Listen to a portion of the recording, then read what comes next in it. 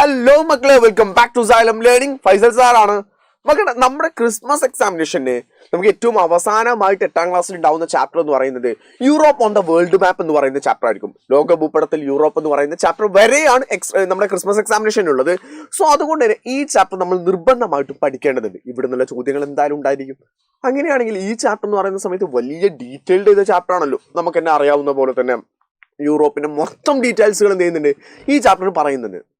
അതുകൊണ്ട് തന്നെ ഞാൻ ഇന്ന് ഒരു വീഡിയോയിൽ നിങ്ങൾക്ക് ചെയ്തു തരാൻ പോകുന്നത് ഈ ചാപ്റ്റർ ഏറ്റവും ഷോർട്ട് ആക്കിയിട്ട് ഇത് ഏറ്റവും ഇമ്പോർട്ടൻ്റ് ആയിട്ടുള്ള കോണ്ടന്റുകൾ മാത്രം പഠിച്ചുകൊണ്ട് എങ്ങനെ പഠിക്കാമെന്നാണ് ഞാൻ പറഞ്ഞു തരാൻ പോകുന്നത്. സോ മക്കളെ, റെഡി ആണല്ലോ? ഓക്കെ, അങ്ങനെയാണെങ്കിൽ നമുക്ക് നമ്മുടെ നേരെ ടോപ്പിക്കിലേക്ക് പോകാം. ഫസ്റ്റ് തന്നെ നമ്മൾ പഠിച്ചു വെക്കേണ്ടത് യൂറോപ്പിന്റെ ലൊക്കേഷൻ എന്ന് വെച്ചാൽ യൂറോപ്പിന്റെ പൊസിഷൻ എങ്ങനെയാണെന്നുള്ളതാണ്. മക്കളെ, നിങ്ങൾ കൃത്യമായിട്ട് മനസ്സിലാക്കിയിട്ട് വെക്കുക.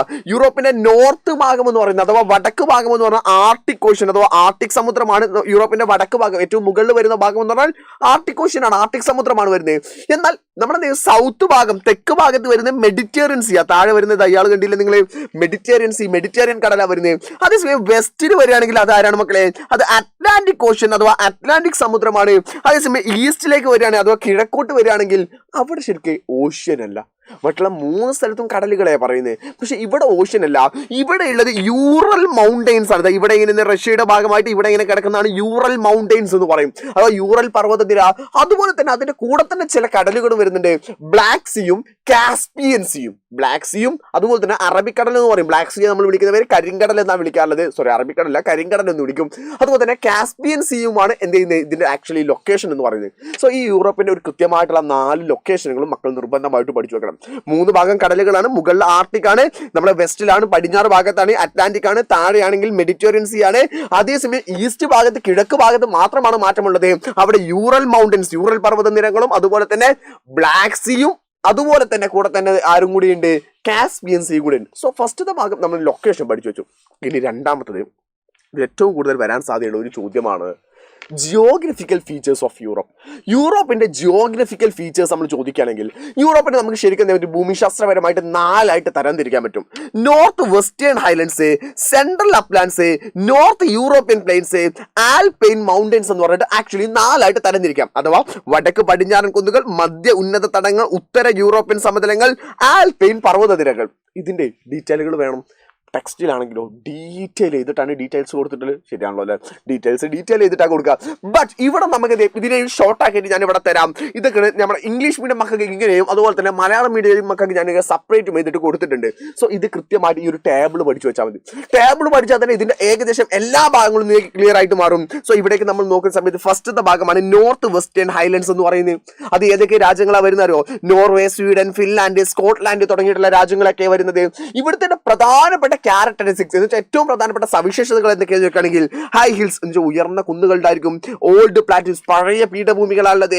ഗ്ലേസിയേർഡ് ലാൻഡ്സ്കേപ്പ് എന്ന് വെച്ചാൽ എന്തായാലും ചെരിഞ്ഞ ലാൻഡ്സ്കേപ്പുകളുണ്ട്. അപ്പോൾ തന്നെ അവിടെ ഫ്ലോജറ്റ്സ് ആക്ച്വലി വരുന്നുണ്ട്. സ്നോ കവേർഡ് മൗണ്ടൻസുകൾ ഉണ്ട്, റിവേഴ്സുകൾ ഉണ്ട്, ഫോറസ്റ്റുകൾ ഉണ്ട്. ഇവയെല്ലാം വരുന്ന സ്ഥലമാണ് നോർത്ത് വെസ്റ്റേൺ ഹൈലൻഡ്സ് എന്ന് പറയുന്നത്. സോ ഒരുപാട് പോയിന്റ്സുകൾ നമുക്ക് എഴുതാനുള്ളത് അവിടെ കിട്ടി. എന്നാലോ നോർത്ത് യൂറോപ്യൻ പ്ലെയിൻസ് എന്ന് പറഞ്ഞ സമയത്ത് നല്ല കൃഷി നടക്കുന്ന സ്ഥലമാണ്. ദ അറ്റ്ലാന്റിക് ഓഷ്യനും അതുപോലെ തന്നെ യൂറൽ മൗണ്ടൻസിന്റെ ആ ഏരിയ ആയിട്ട് വരുന്ന ഭാഗമാണ്. വാസ്റ്റ് ഫ്ലാറ്റ് പ്ലെയിൻ, പരന്ന വിശാലമായ പരന്ന സ്ഥലമാണ് വരുന്നത്. അതുപോലെ തന്നെ അടുത്ത പോയിന്റ് എന്ന് പറയുന്നത് എന്താണെന്നറിയോ? യെസ്, അടുത്ത പോയിന്റ് ആണ് കൃത്യമായിട്ട് എന്റെ മക്കളെ മനസ്സിലാക്കി വെക്കേണ്ട പോയിന്റ് ഏതാണെന്ന് വെച്ചാൽ ഞാനിത് അവിടെ പറയാൻ പോകുന്നു. യെസ്, അതാണ് ഫെർട്ടിൽ സോയിൽ. നല്ല ഫലഭൂയിഷ്ടമായ മണ്ണ് വരുന്നുണ്ട്. Suitable for the farming. നല്ല ഫലഭൂയിഷ്ടമായ മണ്ണ്, ഫെർട്ടിൽ സോയിൽ. അതുകൊണ്ട് തന്നെ it was suitable for the farming better ആയിട്ടുള്ള സാധനമാണ്. Formed by the glacial and river deposit. നമ്മുടെ ഗ്ലേഷ്യർ എന്ന് പറഞ്ഞ സമയത്ത് ഹിമാനികൾ, മഞ്ഞുമലകളുണ്ട്, അവയുടെയും അതുപോലെ തന്നെ റിവേഴ്സിന്റെയും ഒക്കെ ഡെപ്പോസിറ്റിന്റെ ഭാഗമായിട്ടാണ് ഇവിടെ ഫെർട്ടിൽ സോയിൽ ധാരാളമായിട്ട് വന്നിട്ടുണ്ട്. There we can seen the steps. അവിടെ നമുക്ക് എന്ത് കാണാൻ പറ്റും? സ്റ്റെപ്സുകൾ കാണാൻ പറ്റും. അതായത് സ്റ്റെപ്സ് എന്ന് പറയുന്നത് ആക്ച്വലി നമ്മൾ പറയുന്നത് അവിടുത്തെ പുൽമേടുകൾ, ഗ്രാസ് ലാൻഡിനെ വിളിക്കുന്ന പേരാണ് സ്റ്റെപ്പിസ് എന്നാണ് ആക്ച്വലി നമ്മൾ എന്ത് ചെയ്യാറുള്ളത്, വിളിക്കാറുള്ളത്. മൂന്നാമത്തെ കിടക്കുന്ന സെൻട്രൽ അപ്ലാൻഡ്സ് ആണ്. അയർലാൻഡ് മുതൽ റഷ്യ വരെയുള്ള ഭാഗമാണ്. സ്മാൾ ഹിൽസ്, ചെറിയ കുന്നുകൾ അവിടെ വരാറുള്ളത്. വാലീസ്, താഴ്വരകൾ ഉണ്ടായിരിക്കും. ആൻഡ് ദ പ്ലാറ്റ്യൂസ്, പീഠഭൂമികൾ ഉണ്ടായിരിക്കും. അവിടെ കാണുന്ന റിവേഴ്സുകളാണ് Rhine and Rhone. Rhine and Rhone എന്ന് പറയുന്ന 2 റിവേഴ്സുകൾ കാണുന്ന സ്ഥലമാണ് ഈ ഒരു പ്രദേശം എന്ന് പറയുന്നത്. കൂടാതെ തന്നെ Rhine and Ron ഒഴുകുന്നുണ്ട്. Moderated elevation, വലിയ ഉയരമൊന്നുമില്ല, ഒരു ആവറേജ് ഉയരമായിട്ട് കിടക്കുന്ന സ്ഥലമാണ് ഈ സ്ഥലം എന്ന് പറഞ്ഞാൽ. എന്നാൽ ഏറ്റവും അവസാനത്തെ ഭാഗമാണ് ആൽപൈൻ മൗണ്ടൻസ് എന്ന് പറയുന്നത്. ആൽപൈൻ മൗണ്ടൻസ് പറയുകയാണെങ്കിൽ അറ്റ്ലാന്റിക് ഓഷ്യൻ മുതൽ കാസ്പിയൻ ഓഷ്യൻ വരെയുള്ള ഒരു ഭാഗം, കാസ്പിയൻ സീ വരെ വരുന്ന ഒരു ഭാഗമാണ്. There is young fold mountains എന്ന് വെച്ചാൽ ഏറ്റവും പുതുതായിട്ടുണ്ടായിട്ടുള്ള യങ് ഫോൾഡ് മൗണ്ടെയ്ൻസ് മടക്ക് പർവ്വതങ്ങളാണ് കാണാറുള്ളത്. ഇൻക്ലൂഡ് ആൽപ്സ്, അതുപോലെ തന്നെ കാക്കോസ്, കാർപാർത്തിയൻസ്. നമ്മൾ കാർപാർത്തിയൻസിനെ കുറിച്ച് നമ്മൾ ലൈവ് എടുക്കുന്ന സമയത്ത് നമ്മൾ കൃത്യമായിട്ട് മക്കളോട് പറയുന്നത് കാർപാർത്തിയൻസിലാണ് ഡ്രാക്കുള കോട്ടയൊക്കെ ഉള്ള സ്ഥലം. യെസ്, ആ ഒരു സ്ഥലമാണ് കാർപാർത്തിയൻസ് എന്ന് പറയുന്നത്. അതുപോലെ തന്നെ മൗണ്ട് എൽബ്രസ് ആണ് നമ്മുടെ യൂറോപ്പിലെ തന്നെ ഹയസ്റ്റ് പീക്ക്. യൂറോപ്പിലെ ഏറ്റവും ഉയരം കൂടിയ മൗണ്ടൈൻ ഏതാണെന്ന് ചോദിക്കുകയാണെങ്കിൽ മേ ബി നമ്മളെ NMMC ക്വസ്റ്റ്യൻ ചോദിക്കാൻ സാധ്യതയാണ്. മൗണ്ട് എൽബ്രസ് ആണ് യൂറോപ്പിലെ തന്നെ ഏറ്റവും ഉയരം കൂടിയ മൗണ്ടൈൻസ് എന്ന് പറയുന്നത്. So that's all from here. അവിടെ നമുക്ക് ഇതേ ഉള്ളൂ. ഇനി ഇതിന്റെ മലയാളം ജസ്റ്റ് ഒന്ന് നോക്കിയേക്കാം. മലയാളം വടക്ക് പടിഞ്ഞാറൻ ഹൈലാൻഡ് ആണ് ആദ്യത്തെ എന്ന് പറയുന്നത്. നോർവേ, സ്വീഡൻ, ഫിൻലാൻഡ്, സ്കോട്ട്ലാൻഡ് തുടങ്ങിയിട്ടുള്ള സ്ഥലങ്ങളാണ്. ഇവിടെ നിങ്ങൾ നോക്കിയേ മക്കളെ, ഉയർന്ന കുന്നുകൾ, പഴയ പീഠഭൂമി വരുന്നുണ്ട്, ഹിമാനികളുടെ സ്വാധീനം വരുന്നുണ്ട്, അവിടെ ഫിയോർഡുകൾ അവിടെ കാണാറുണ്ട്, ഹിമച്ചെടികൾ നിറഞ്ഞ പ്രദേശങ്ങളാണ്, നദികളും കാടുകളും കാണുന്ന സ്ഥലമാണ്. നമ്മൾ നേരത്തെ പറഞ്ഞതാ, ഇംഗ്ലീഷ് പറഞ്ഞ സമയത്ത് ഞാൻ ഡീറ്റെയിൽ പറഞ്ഞായിരുന്നു. അതേസമയം വടക്കൻ യൂറോപ്യൻ സമതലം എന്ന് പറഞ്ഞ സമയത്ത് അറ്റ്ലാന്റിക് സമുദ്രത്തിൽ നിന്ന് യുറാൽ പർവ്വതനിരകൾ വരെ വരുന്ന സ്ഥലമാണ്. അവിടെയാണ് നമ്മൾ എന്താണ് യൂറോപ്പിൽ ഏറ്റവും കൂടുതൽ കൃഷി നടക്കുന്ന സ്ഥലം. വിശാലമായ സമതലമാണ്, കൃഷിക്ക് ഏറ്റവും അനുയോജ്യമായതാണ്. ഹിമാനികളുടെയും നദികളുടെയും അലൂവിയം അഥവാ എക്കൽ മണ്ണിന്റെ നിക്ഷേപം കാരണമായിട്ട് അവിടെ ധാരാളം കൃഷി നടക്കുന്നുണ്ട്. അവിടെ നമ്മൾ കാണുന്നതാണ് സ്റ്റെപ്പുകൾ അല്ലെങ്കിൽ സ്റ്റെപ്പിസുകൾ നമ്മൾ പറയാറുണ്ട്. സ്റ്റെപ്പിസുകൾ എന്ന് പറഞ്ഞാൽ എന്താണ്, ആക്ച്വലി പുൽമേടുകൾ കാണാറുണ്ട്. ഇത് മൂന്നാമതായിട്ടുള്ള ഭാഗമാണ് സെൻട്രൽ അപ്ലാൻസ് എന്ന് പറയുന്നത്. മധ്യ ഉന്നത തടമാണ്. അയർലാൻഡിൽ നിന്ന് റഷ്യ വരെ വരുന്ന ഭാഗമാണ് ഈ സ്ഥലം എന്ന് പറയുന്നത്. ചെറിയ കുന്നുകളാണ്, താഴ്വരകളുണ്ട്, പീഠഭൂമികളുണ്ട്. റൈൻ, റോൺ എന്ന് പറയുന്ന രണ്ട് നദികൾ അവിടെ ധാരാളമായിട്ട് വരുന്നുണ്ട്. മിതമായ ഉയരമാണ് വരുന്നത്. ഏറ്റവും അവസാനത്താണ് ആൽപൈൻ മൗണ്ടൻ സിസ്റ്റം എന്ന് പറയും. അറ്റ്ലാന്റിക് മുതൽ കാസ്പിയൻ കടൽ വരെ വരുന്ന ഭാഗമാണ്. അവിടെ യങ് ഫോൾഡ് മൗണ്ടൻസ് അഥവാ മടക്ക് പർവ്വതങ്ങൾ ധാരാളമായിട്ട് കാണുന്നതാണ്. ആൽപ്സ്, കൊക്കേഷ്യൻസ്, കാർപാർത്തിയൻസ് തുടങ്ങിയിട്ടുള്ള മൗണ്ടൻസുകൾ അവിടെ കാണാൻ പറ്റും. ഇവിടെയാണ് യൂറോപ്പിലെ തന്നെ ഏറ്റവും ഉയർന്ന പർവ്വതമായിട്ടുള്ള മൗണ്ട് എൽബ്രോസ് കാണുന്ന സ്ഥലമാണ്. സോ ജിയോഗ്രഫിക്കൽ ഫീച്ചേഴ്സ് നിങ്ങൾ ഇത്ര പഠിച്ചു വെച്ചാൽ മതി. ജിയോഗ്രഫിക്കിന്റെ ഏകദേശം കാര്യങ്ങളായി. എന്നാൽ അടുത്ത ഇതിൽ ഏറ്റവും ഇമ്പോർട്ടൻ്റ് ആയ ഒരു ഭാഗമാണ് ഇവിടുത്തെ climate, natural vegetation, wild life എന്ന് പറയുന്ന ഒരു കണ്ടിന്യൂസ് ആയിട്ടൊരു ഭാഗമാണ്. ഇവ തമ്മിൽ ഇന്റർ കണക്ട് ചെയ്ത ഭാഗമാണ്. ഓരോ കാലാവസ്ഥകൾ ഏതൊക്കെയാണ്, അവിടുത്തെ സസ്യജാലങ്ങൾ ഏതൊക്കെയാണ്, അവിടുത്തെ ജന്തുക്കൾ ഏതൊക്കെയാണെന്നുള്ളത് കൃത്യമായിട്ട് പരീക്ഷയ്ക്ക് ചോദ്യം ചോദിക്കാൻ സാധ്യതയുള്ള ഒരു ഭാഗമാണ്. ഇതാണെങ്കിലോ നമ്മുടെ ഇന്ത്യയെ പോലെയൊന്നുമല്ല. ഇവിടെ 5 എണ്ണമായിട്ട് ഡിവൈഡ് ചെയ്യുന്ന ഒരു കാലാവസ്ഥ. ക്ലൈമറ്റിക് സിറ്റുവേഷൻ 5 എണ്ണമായിട്ട് ഡിവൈഡ് ചെയ്യുന്നുണ്ട്. സോ അതിനെയും പഠിക്കാൻ വേണ്ടി ഞാനിവിടെ ഷോർട്ട് ആക്കിയിട്ട് വെച്ചിട്ടുണ്ട് മക്കളെ. ഇതൊക്കെയാണ് ഇംഗ്ലീഷ് മീഡിയം, ഇതാണ് മലയാളം മീഡിയം. രണ്ടും സെപ്പറേറ്റ് ചെയ്തിട്ട് തന്നെ നമുക്ക് പറയാം അല്ലേ. ഓക്കെ, നമുക്ക് ആദ്യം തന്നെ നോക്കാം. ഫസ്റ്റ് വൺ നമ്മൾ സബ് ആർട്ടിക് അല്ല നമ്മൾ പഠിക്കേണ്ടത്. ഫസ്റ്റ് നമ്മൾ പഠിച്ചു നോക്കേണ്ടത് ഇതാണ്. ടണ്ട്ര ക്ലൈമറ്റ് എന്ന് പറയുന്നത്, അല്ലെങ്കിൽ തുന്ദ്ര ക്ലൈമറ്റ് എന്ന് വിളിക്കുന്ന, അല്ലെങ്കിൽ ഇതിനെ it's also known as Arctic climate. ഇത് നമ്മൾ എന്ത് കൂടെ വിളിക്കും? ആർട്ടിക് ക്ലൈമറ്റ് എന്ന് കൂടെ വിളിക്കും. ഇതിന് രണ്ടിനെ നമ്മൾ എന്ത് ചെയ്യുന്നു? ടണ്ട്ര ക്ലൈമറ്റ് എന്നും വിളിക്കുന്നു, ആർട്ടിക് ക്ലൈമറ്റ് എന്ന് പറഞ്ഞാൽ സെയിം തന്നെയാണ്. ആർട്ടിക് ക്ലൈമറ്റ് ആയതുകൊണ്ട് തന്നെ there is very excessive cold, ഭയങ്കരമായ തണുപ്പുണ്ടായിരിക്കും ത്രൂ ഔട്ട് ദ ഇയർ, വർഷം മുഴുവനും. ലോങ് ഹാർഷ് വിന്റർ, ഭയങ്കര ശക്തിയായ കഠിനമായിട്ടുള്ള വിന്റർ, തണുപ്പ് കാലമായിരിക്കും ഉണ്ടായിരിക്കുക. വെരി ഷോർട്ട് സമ്മർ വളരെ കുറവായിരിക്കും ഉണ്ടാവുക.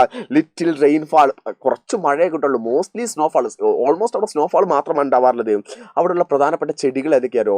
നമ്മൾ നാച്ചുറൽ വെജിറ്റേഷൻസ്, അതാണ് നമ്മൾ വെജിറ്റേഷൻസ് എന്ന് പറയുന്നത്. അവിടെ ഉണ്ടാവുന്ന ചെടികൾ എന്ന് പറയുന്നത്, കാരണം തണുപ്പ് ഭയങ്കര കൂടായതുകൊണ്ട് വലിയ മരങ്ങൾക്കൊന്നും വളരാൻ പറ്റില്ല. അവിടെ ഉണ്ടാവാറുള്ളത് മോസസ്, ലിച്ചസ്, അതുപോലെ തന്നെ ഷോർട്ട് ഗ്രാസസ് പോലെയുള്ള കാര്യങ്ങളാണ്. അവിടെയുള്ള മൃഗങ്ങൾ ഏതൊക്കെയാണ്? Reindeer, polar bear, arctic fox തുടങ്ങിയിട്ടുള്ള മൃഗങ്ങളെ അവിടെ കാണാറുള്ളത്. മലയാളം ഇതിനെ കൂടെ തന്നെ നമ്മൾ പഠിച്ചു വെക്കാം. ടുണ്ട്ര അല്ലെങ്കിൽ ടന്ദ്ര എന്നൊക്കെ നമ്മൾ വായിക്കാറുണ്ട്. നമ്മൾ ഏത് പറഞ്ഞാലും കുഴപ്പമൊന്നുമില്ല.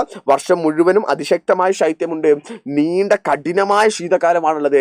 വളരെ ചെറിയ വേനൽ മാത്രമേ ഉള്ളൂ. കുറച്ച് മഴ, മിക്കവാറും മഞ്ഞായിരിക്കും ഉണ്ടാവുക. അവിടെ കാണുന്നതാണ് മാസസ്, ലൈക്കൺസുകൾ, ചെറുപുല്ലുകൾ തുടങ്ങിയിട്ടുള്ള കാര്യങ്ങളാണ് കാണാറുള്ളത്. മൃഗങ്ങളെയും നമ്മൾ പഠിച്ചു. ഓക്കെ, എന്നാൽ അത് കഴിഞ്ഞിട്ട് നമ്മൾ രണ്ടാമത്തേലേക്ക് നമ്മൾ പോകുന്നു. രണ്ടാമത്താണ് സബ് ആർട്ടിക് അഥവാ ടൈഗർ ക്ലൈമറ്റ് എന്ന് പറയുന്നത്. ആർട്ടിക്കിന്റെ തൊട്ട് താഴെയാണ് വരുന്നത്. സോ അതുകൊണ്ട് ആർട്ടിക്കിന്റെ തൊട്ട് താഴെ കിടക്കായതുകൊണ്ട് തണുപ്പ് ഒന്നും കൂടെ കുറയും.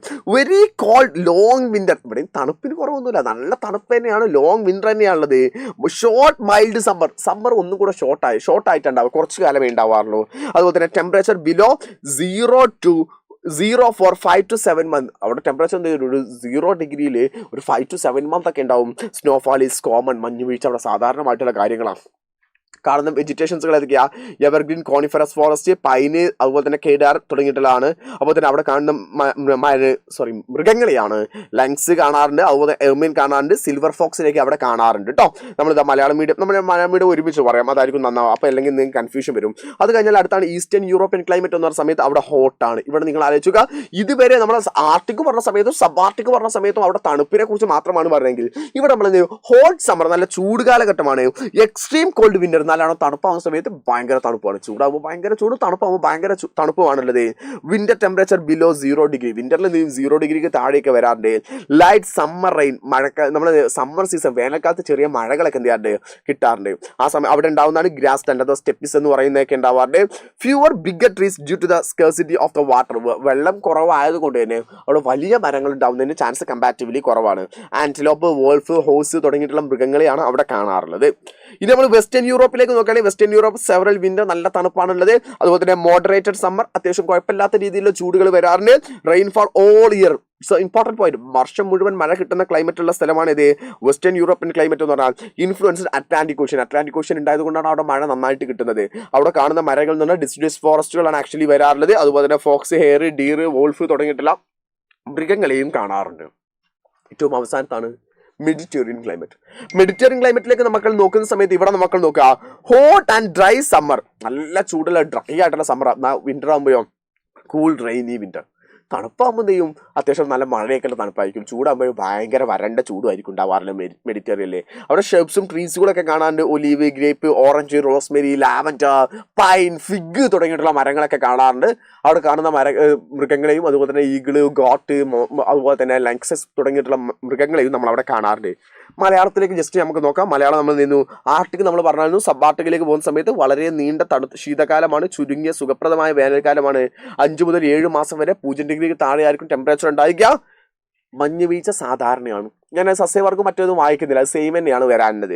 കിഴക്കൻ യൂറോപ്പിലേക്ക് നോക്കുന്ന സമയത്ത് ചൂടേറിയ വേനൽ അവിടെ ഇമ്പോർട്ടൻ്റ് ആണ്. കിഴക്കൻ യൂറോപ്പ് ആകുമ്പോൾ ചൂടേറിയ വേനലാണ്, കഠിനമായ ശീതകാലം ഉണ്ടായിരിക്കും. ശീതകാലത്ത് 0 ഡിഗ്രിക്ക് 0 ഡിഗ്രിക്ക് താഴെ തണുപ്പ് വരാറുണ്ട്. നേരിയ വേനൽ മഴ ഉണ്ടാവാറുണ്ട്. അതുകൊണ്ട് വലിയ മരങ്ങളൊന്നും അവിടെ ഉണ്ടാവാറില്ല. പശ്ചിമ യൂറോപ്പിലാണെങ്കിൽ കഠിനമായ ശീതകാലമാണ്, മിതമായ വേനലേ ഉള്ളൂ. അതുപോലെ തന്നെ മുഴുവൻ വർഷവും മഴ ലഭിക്കും. അതുകൊണ്ട് വലിയ മരങ്ങളൊക്കെ ഉണ്ടാവുന്ന സ്ഥലമാണ്. അറ്റ്ലാന്റിക് സമുദ്രത്തിന്റെ സ്വാധീനം ധാരാളമായിട്ട് അവിടെ ഉണ്ട്.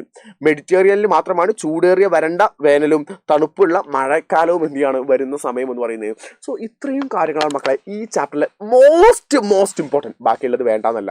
ഈ ചാപ്റ്റർ നമുക്ക് ഒരുപാട് സിറ്റീസിനെ പഠിക്കാണ്ട്, ആ സിറ്റീസിന്റെ ക്യാപിറ്റൽ പഠിക്കാണ്ട്, അവിടുത്തെ ഫെസ്റ്റിവൽസുകൾ പഠിക്കാണ്ട്, അഗ്രികൾച്ചർ പഠിക്കാണ്ട്, അങ്ങനെ ഒരുപാട് കാര്യങ്ങൾ ഈ ചാപ്റ്റർ നമുക്ക് പഠിക്കാണ്ട്. അതൊക്കെ നമുക്ക് പയ്യെ ഓരോരോ വീഡിയോസിലാക്കാം. അപ്പോൾ അതുകൊണ്ട് തന്നെ ഈ ചാപ്റ്ററിൽ മോസ്റ്റ് ഇമ്പോർട്ടൻ്റ് ആയിട്ട് എന്ത് പഠിക്കണം എന്ന് വെച്ചാൽ അത് ഈ സാധനങ്ങളാണ്. സെറ്റായിട്ട് ക്ലിയർ ആയിട്ട് മനസ്സിലായില്ലേ? സോ ഇതുപോലത്തെ വീഡിയോകൾ വേണമെന്നുണ്ടെങ്കിൽ ജസ്റ്റ് താഴെ എന്ത് ചെയ്താൽ മതി, മക്കൾ കമൻറ്റ് ചെയ്താൽ മതി. So let's wind up today session. നമുക്ക് എന്ത് ചെയ്യാം, ഇതിന് ഇവിടെ വൈൻഡ് അപ്പ് ചെയ്യാം. അടുത്ത ലൈവുമായിട്ട് അടുത്ത ക്ലാസ്സുമായിട്ട് നമുക്ക് വീണ്ടും കാണാം. Tata, bye bye, see you all.